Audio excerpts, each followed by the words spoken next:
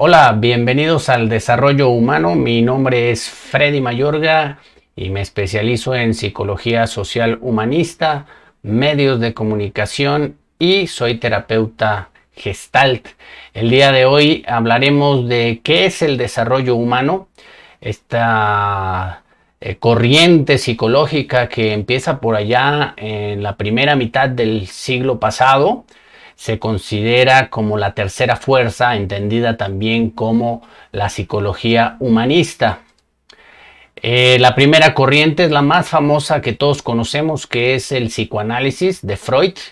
Freud fue que empieza con la corriente psicológica y trae un término muy importante para la psicología, que es el inconsciente.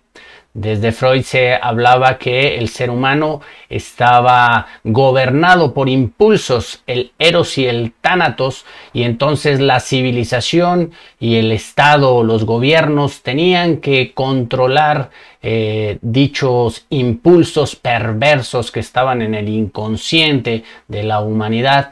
Y entonces así es como surge el psicoanálisis. Posteriormente a esto, en ese mismo periodo, en ese mismo tiempo, surge lo que es la psicología cognitivo-conductual. Pero hay que hacer un poco de historia para comprender lo que se estaba desarrollando a nivel laboratorio con la psicología cognitivo-conductual. Esto empieza en laboratorio con el famoso Pavlov, quien hace los primeros experimentos conductuales con animales. El famoso experimento del comportamiento condicionado, que es a partir del estímulo-respuesta. Entonces Pavlov, a partir de sonar una campana, entonces empezó a condicionar el comportamiento de los perros, quienes empezaban a salivar, ya que eso indicaba que había alimento o los iban a alimentar.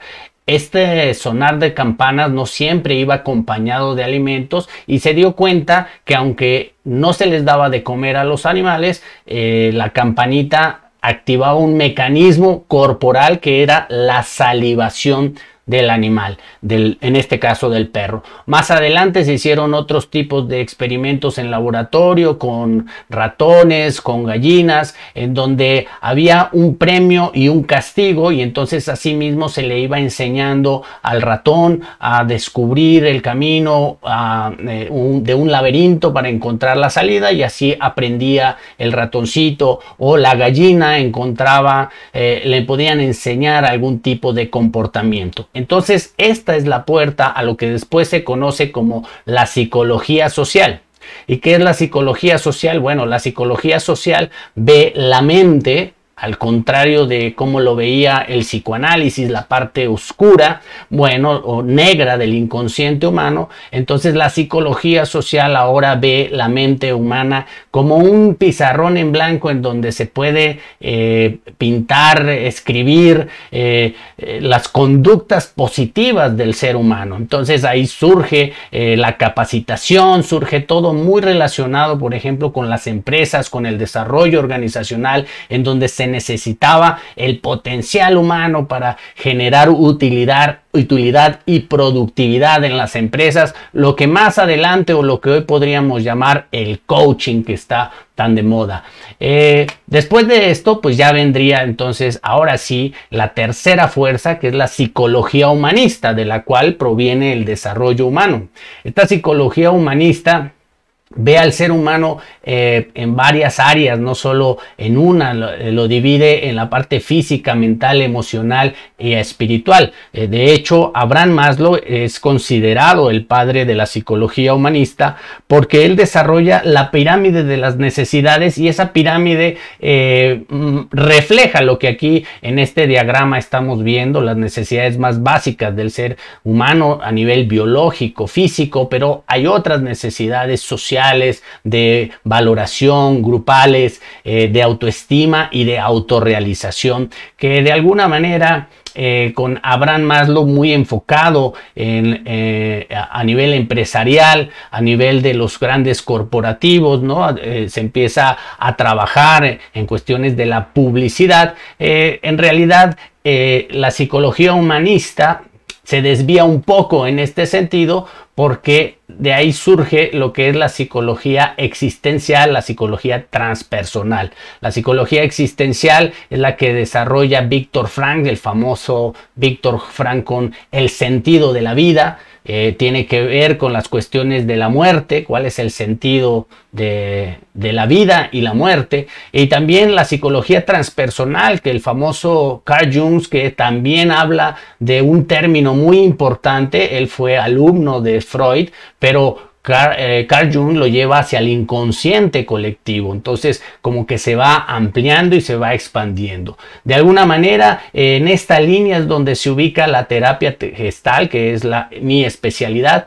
Y de alguna manera, cuando tomamos la psicología humanista, esta psicología transpersonal, transpersonal significa más allá de la persona, más allá de las personalidades, más allá del ego, y lo que queda pues es el alma. De alguna manera, el alma no se puede comprender de alguna manera con pensamientos, con la mente, pero psique significa alma en griego, y este conocimiento del alma hace 2500 años con Aristóteles se le conocía como el ánima. Y es así como surge la psicología humanista o el desarrollo humano. Pero bien, también descubrimos, después de tanto tiempo de estudio y de investigación del comportamiento humano, pues que el desarrollo humano no solo se enfoca en el individuo o el yo individuo, sino que hay un elemento que influye determinantemente en nuestro comportamiento y en nuestra conducta, que es el yo social. Así que el desarrollo humano se divide en yo social y yo individuo. El yo social es el macrosistema, y el yo individuo es el microsistema. En medio de estos dos se encuentra un mesosistema, que es la comunidad, que es la familia, la cual también es influenciada determinantemente por el yo social, porque el yo social depende lo macro, el macrosistema, la macroeconomía, la política, la religión, la educación, los medios de comunicación. Eso es macro. Entonces todo esto influye determinantemente en el yo individuo e influye en la forma en que entendemos la realidad, entendemos la percepción del entorno en el que vivimos y así nos comportamos, e influye determinantemente en la familia, que de alguna manera es el núcleo donde este individuo llega indefenso, digámoslo así. El recién nacido llega a una familia y esta familia ya está imbuida, ya está condicionada por el entorno social en el que se encuentra. Por eso es muy importante entender el yo social, y por lo tanto tenemos que hablar de psicología social humanista. Así que hay un elemento muy importante que se pasa por alto y casi no se entiende en la sociedad moderna. Es un término que se llama ingeniería social. ¿Qué es la ingeniería social? La ingeniería social es el diseño del comportamiento de las masas o la reeducación del comportamiento social. Esta ingeniería social es un término que en los años 30 se ubica dentro de las ciencias políticas debido a la capacidad que los medios de comunicación ejercían en la influencia de la opinión pública. O sea, moldeaban la opinión pública, y entonces se ubica dentro de las ciencias políticas. La ingeniería social tiene su historia larga, pero en sí se empieza a trabajar con ella cuando surge la propaganda, cuando surge la publicidad, porque surge algo que en el mundo moderno llamamos la sociedad de consumo. Entonces, en esa ingeniería social hay una ingeniería psicológica y hay una ingeniería económica, porque van de la mano. Entonces, se empieza la publicidad de alguna manera, que es la propaganda de antaño, solo que ahora es llevada con tecnología. Entonces se llama publicidad porque es llevada con tecnología y al servicio pues del corporativo, de las empresas, y van moldeando nuestra percepción de la realidad a través de marcas, de íconos, de estereotipos del hombre, de la mujer, y entonces así se va construyendo una sociedad de consumo que está muy vinculada con la economía, o si lo queremos llamar así, con el poder económico. Es esto donde el desarrollo humano, por lo menos este desarrollo humano que aplicamos aquí del siglo XXI, donde nos empezamos a cuestionar si en realidad es el ser humano como tal el que ha construido esta sociedad que tenemos hoy en día, o hay algunos elementos ahí que estamos pasando por alto, quienes están diseñando esta sociedad de consumo a través de esta ingeniería social. Esto yo lo descubro, y algunos colegas lo descubrimos cuando en la carrera de comunicación descubrimos que en la publicidad pues no es tan al aire libre, ¿no? Sí tiene sus movimientos internos y tiene mucha influencia económica, y hay varios intereses en ello. Y esto se descubre en los años 30. Todo esto que estamos platicando ahorita sucede exactamente hace 100 años aproximadamente, en donde se empieza a desarrollar esta ingeniería social y donde se empiezan a desarrollar los medios de comunicación. Y entonces existen personajes como Walter Lippmann. Él era un miembro de la CFR, de Council of Foreign Relations, de Estados Unidos, que digamos es las veces de lo que es hoy el Foro Económico Mundial, pero hoy es global. En aquel entonces pues nada más eran miembros de Estados Unidos y algunos miembros de Europa, que era un club así como de gente muy poderosa económicamente hablando. Y Walter Lippmann era dueño de uno de los periódicos más importantes, que era el Daily Republic en Nueva York, y también de una revista muy importante que era The Foreign Affair. En un libro que escribió Walter Lippmann, que se llama Opinión Pública, en 1922 decía: debemos instaurar una democracia de espectadores, en la cual las clases especializadas o privilegiadas deben abocarse a la fabricación del consenso, o sea, de la opinión pública. Si queremos un sinónimo de la ingeniería social, este sería el sinónimo perfecto de ingeniería social, que es fabricación del consenso, o sea, la fabricación de la opinión pública. Y sigue Lippmann diciendo: de manera de amansar y sujetar al rebaño desconcertado o descarriado constituido por el grueso de la población. Es muy curioso cómo este fenómeno se viene arrastrando desde las sociedades teocráticas antes de la Revolución Francesa, donde había una idea de seres, de gobernantes soberanos o familias divinas, casi iluminadas, que por derecho divino se les había concedido el gobierno de la humanidad y de la tierra, ¿no? Entonces esto se sigue aplicando ya en las teorías como el darwinismo social, que surge a partir de Darwin. De una teoría biológica se pasa a una teoría sociológica, en donde aparecen estas clases especializadas, ¿no? Que son las encargadas de dirigir el rebaño humano. Pero esto no termina acá, pues resulta que uno de los quien trabajaba con estos fabricantes del consenso era Edward Bernays, quien era sobrino de Sigmund Freud. Entonces empezó a aplicar técnicas de psicoanálisis o del inconsciente colectivo a nivel social. En el libro de Edward Bernays, La propaganda, escrito en 1928, quien trabajaba muy de la mano con Walter Lippmann, decía: toda la percepción social de la industria, la economía y los productos está diseñada por grupos especializados. Una vez más, el término especializados, que saben cómo funciona la mente humana.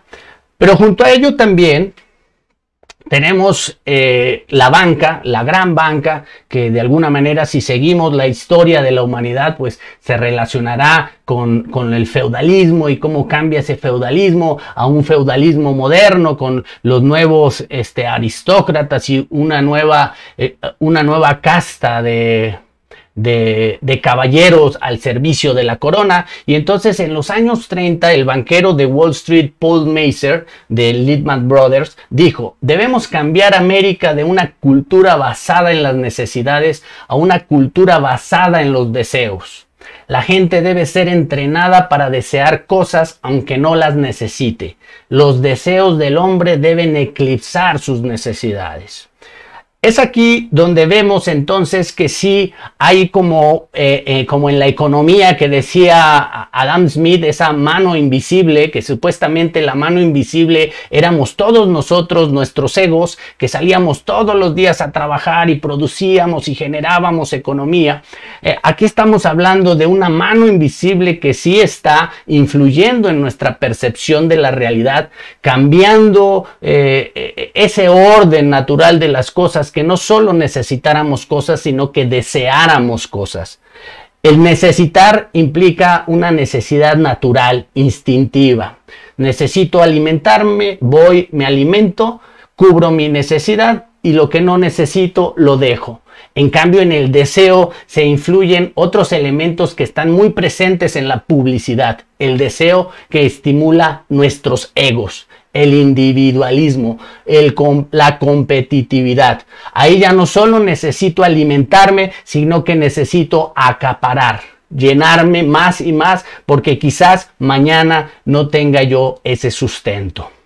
Así pues, esta ingeniería social pues sí ha condicionado nuestro comportamiento cuando vemos una variedad de estereotipos que en la televisión, en el cine, en el deporte, ¿no? Donde constantemente se nos está mostrando ese ideal aspiracional. De hecho, la publicidad funciona así, es aspiracional. Entonces coloca artistas, coloca deportistas, modelos. Y pues como todos el aprendizaje funciona más a partir de la imitación, los medios de comunicación ponen ese imaginario colectivo, el cual constantemente está bombardeando nuestra psique, y entonces los jóvenes, los más jóvenes, porque la idea es con el tiempo que los más jóvenes vayan acostumbrándose a ese ideal, entonces empiezan a imitar a estos estereotipos de la sociedad de consumo o de la industria cultural. Y entonces empiezan a surgir hoy en día los niños millonarios, empiezan a surgir los estereotipos corporales, que en los años 80 fue un gran escándalo. Por ejemplo, problemas como la anorexia, niñas que buscaban ese estereotipo de las mujeres esbeltas. Hoy en día ya es una cuestión más fitness, es ya más musculoso, entonces entran otros elementos, pero que al fin de cuentas, cuando nos ponemos a ver fríamente, pues todos estos elementos son inducidos y no es que sean meramente de la naturaleza humana. Pero lo más importante que aquí nos corresponde ver es cómo ese yo social influye determinantemente en el yo individuo, y entonces ya las cuestiones del alma quedan totalmente opacadas por algo que aquí yo llamo el ego economicus, usando un poquito el juego de palabras, porque en realidad es el homo economicus, pero yo le pongo el ego economicus, un ego que pues solo está preocupada por su satisfacción personal, por lograr sus objetivos. Pues resulta que todos en nuestro crecimiento como niños tenemos una necesidad básica, así como hay necesidad de alimentarnos, de respirar o tomar agua, hay necesidades afectivas, el sentirnos amados, el sentirnos que somos importantes, el sentirnos que somos reconocidos, y esa función o esa sensación se debería construir en nuestras casas, en nuestros hogares, pero muchas veces pues nuestros padres también, en esta inercia cultural, social, pues las emociones, el sentirnos amados y todo eso siempre lo reflejamos en cuestiones económicas, con que tengamos alimento, con que tengamos vestido, que bueno, son formas de demostrar cariño, que les importamos a nuestros seres más cercanos, pero en el fondo el niño necesita cubrir sus sensaciones emocionales.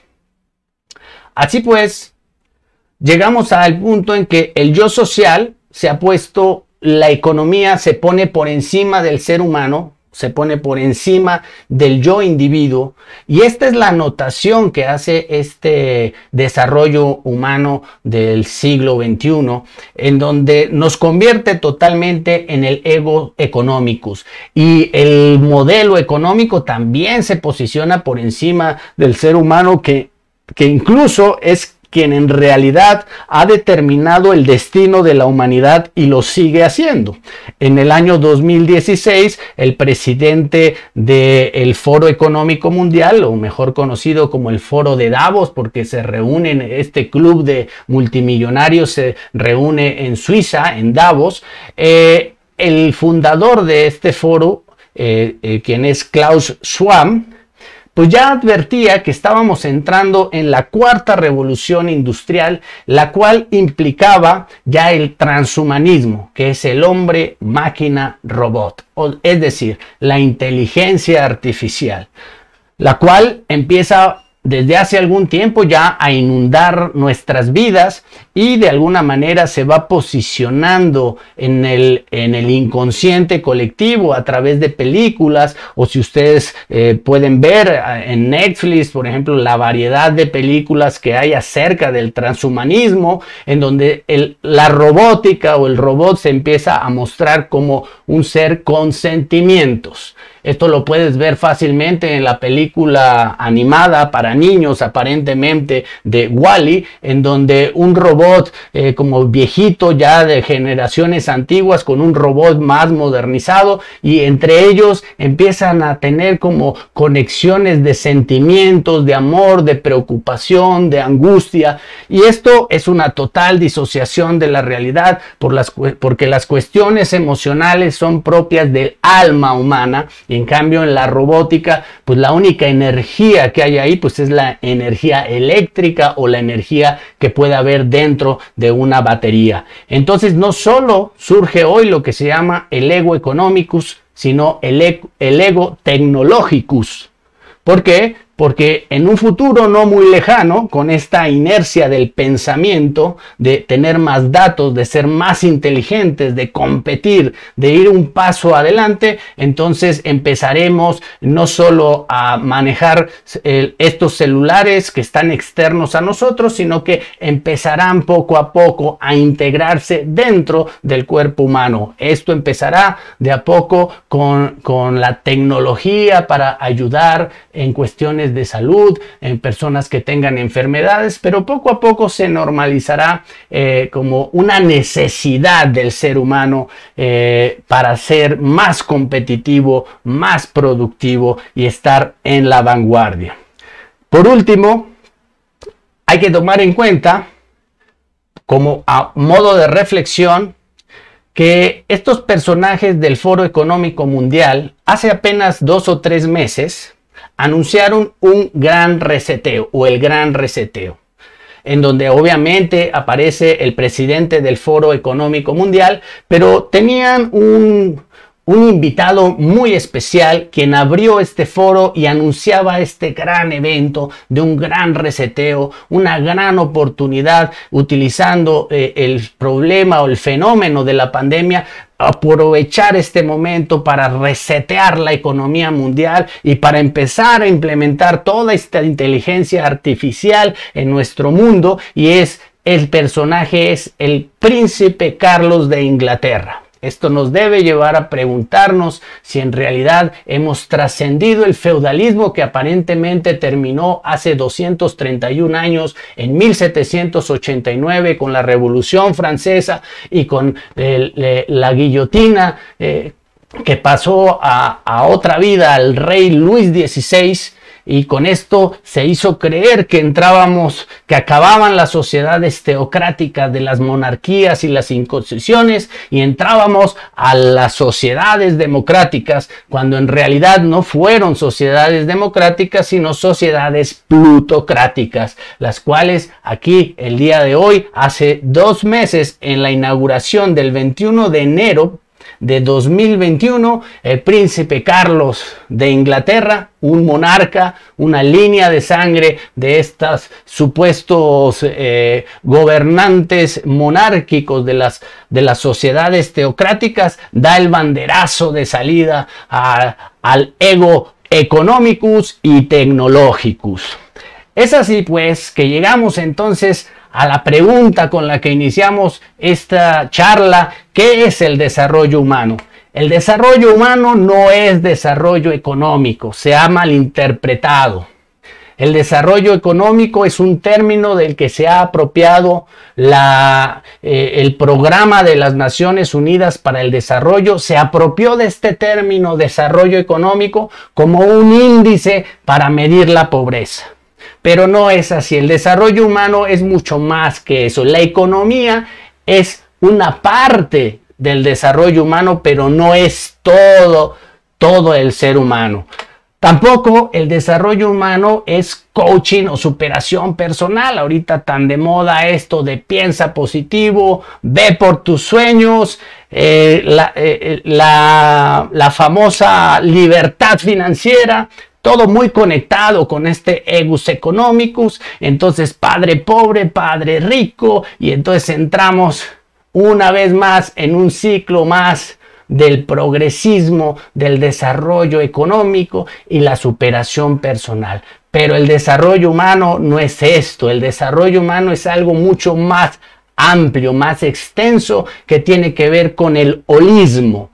El desarrollo humano es el estudio holístico, holos, total, todo, entero, de la condición humana, social e individual, así como su evolución material y espiritual, cuya pregunta filosófica más importante es: ¿cuál es el sentido de la vida? ¿Cuál es el sentido de la vida si lo queremos ver desde el progreso?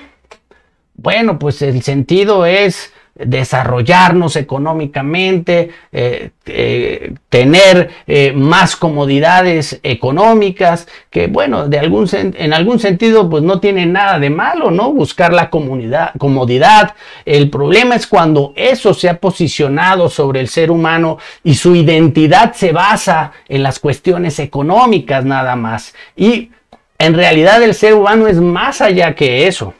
Entonces, ¿qué hay más allá del progreso? Bueno, hay algo que se llama evolución de la conciencia, algo que se confunde mucho con progreso. No, el progreso está mucho en la parte mental, en esa parte de Descartes, con la ilustración que decía: primero pienso y después existo.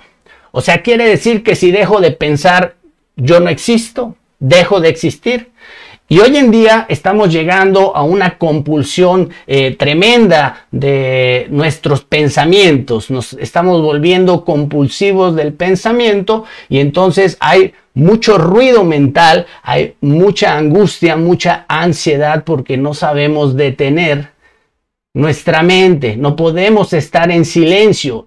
No sabemos ni siquiera, estamos perdiendo la capacidad de aburrirnos porque la tecnología de alguna manera pues es un gran distractor. Entonces todo el tiempo nuestra mente está trabajando, trabajando y trabajando. Y resulta que a nivel de la conciencia un 10% es consciente y el otro 90% es inconsciente.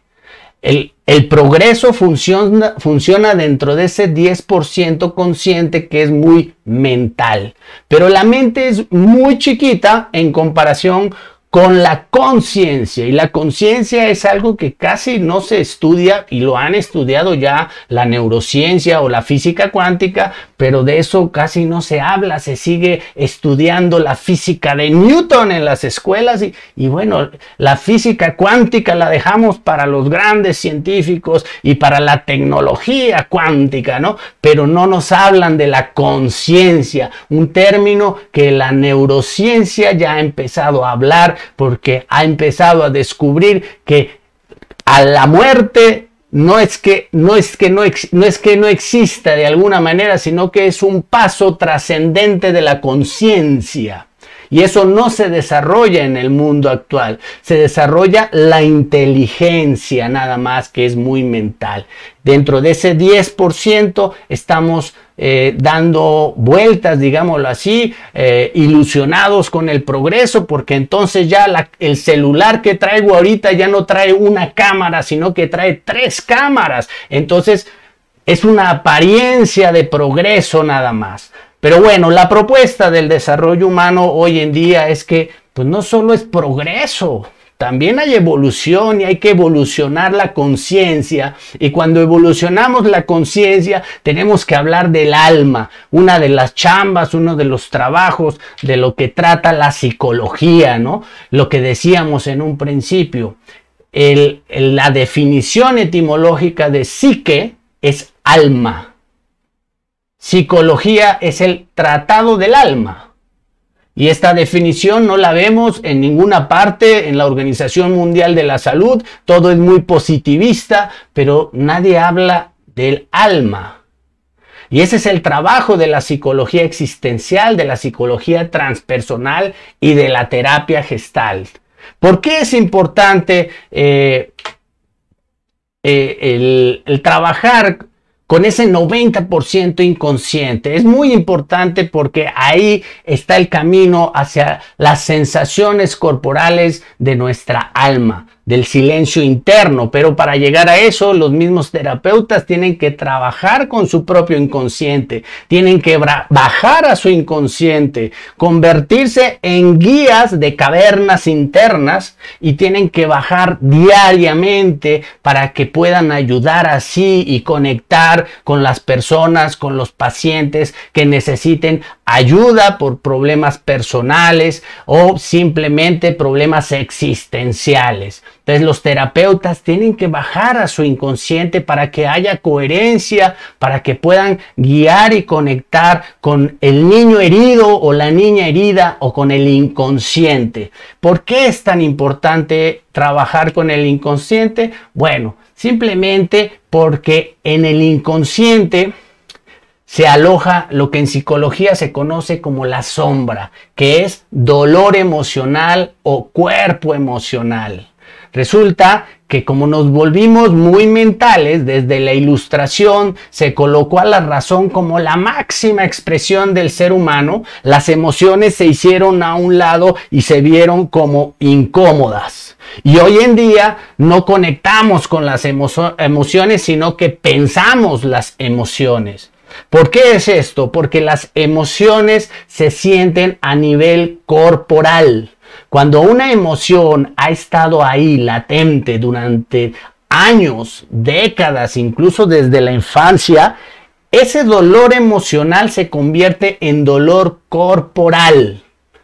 Entonces, lo más fácil, y lo que ese yo social, este yo económicos con su gran aparato económico y de industria, pues nos ofrece la farmacéutica, y entonces dolores de cabeza, dolores de estómago, son simplemente paliados a nivel placebo, pero no profundizan en la problemática del individuo, que a lo mejor en unos años desarrolle una enfermedad mayor por no poner atención a nuestro dolor emocional, ya que somos analfabetas emocionales. Y el analfabetismo emocional es un fenómeno que hoy se está confundiendo con inteligencia emocional. Otra vez volvemos al nivel mental, y la inteligencia emocional es no tengo miedo, no tengo miedo, no tengo miedo. Es repetir mentalmente, y tú no puedes engañar a tu inconsciente. Por más de que tú pienses positivo, si tu inconsciente, que es tu cuerpo emocional, tiene una carga energética de tristeza, de dolor, pues eso es lo que se va a manifestar en tu vida.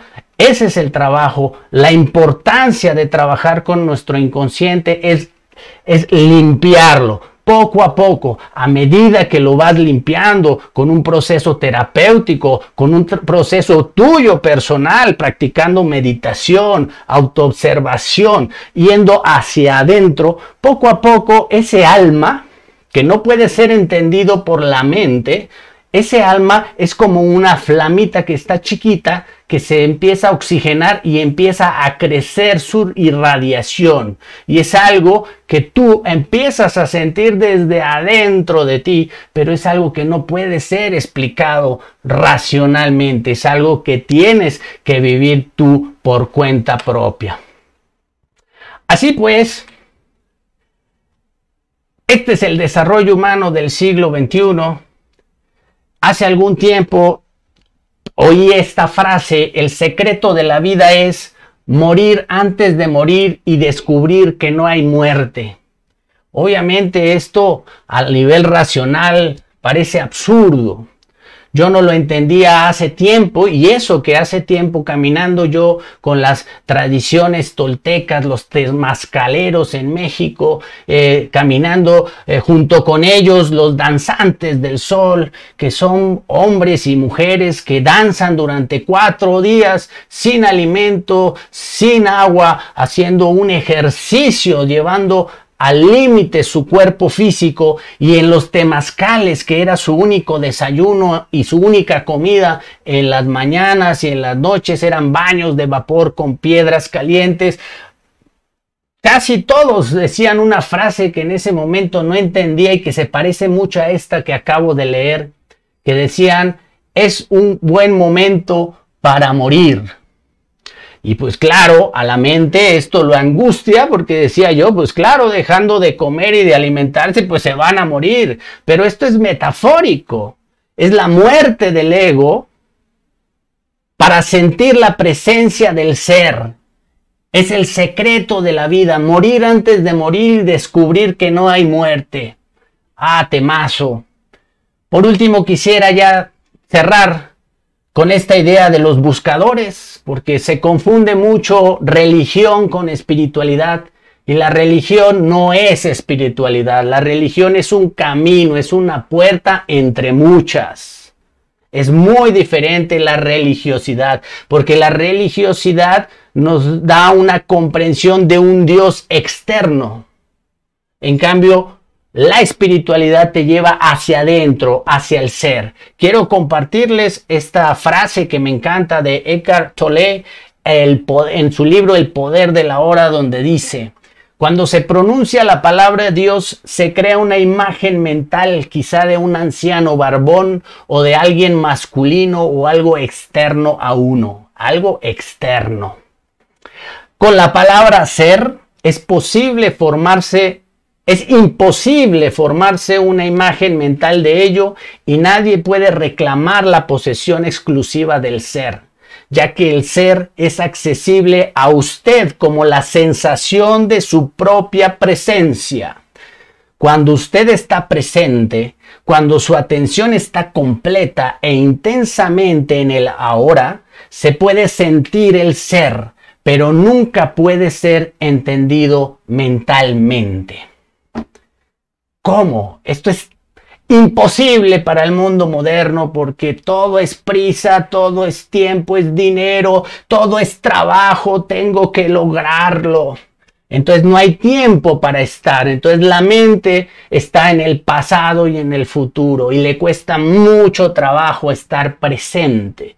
Por eso es muy importante trabajar con nuestro inconsciente, porque por más de que tú cierres tus ojos y quieras meditar y estar en silencio, cuando ese dolor emocional está ahí latente, es como si tuvieras agua en la hornilla con fuego prendido, y entonces el agua no va a parar de burbujear. La mente va a seguir hablando. Entonces hay que trabajar con el inconsciente para bajarle a la intensidad de ese cuerpo del dolor emocional, que es puro fuego, y entonces podemos empezar a experimentar momentos de silencio y de paz, y nos empezamos a conectar con el ser, con la existencia, con el momento presente, y eso es la psicología. La psicología es el tratado del alma, es cómo poder ayudar a que las personas, el paciente y yo como terapeuta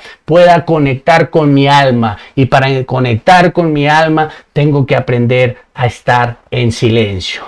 Así pues, esto ha sido todo por hoy. Si les ha interesado este contenido, pues suscríbanse al canal para que les llegue más información sobre conocimiento para trascender. Conéctate a Facebook, Freddy Mayorga, Desarrollo Humano. Ahí encontrarás la información sobre los cursos, talleres y todas las prácticas que se hacen, algunos tips para ir poco a poco bajándole a esa intensidad y a esa locura social, en donde empecemos a conectar verdaderamente con nosotros mismos, con el ser humano, en donde empecemos a entender la diferencia de la economía, esa economía del deseo con una economía de las necesidades, ir bajándole a esta carrera obsesiva que no nos está llevando a ningún lado, pero sí nos está enfermando como sociedad y como individuo. Si quieres también sesión particular, pues conéctate con nosotros a través de mensajes por WhatsApp o Telegram para obtener consultas personalizadas. Que tengas una bonita vida. Nos vemos hasta la próxima.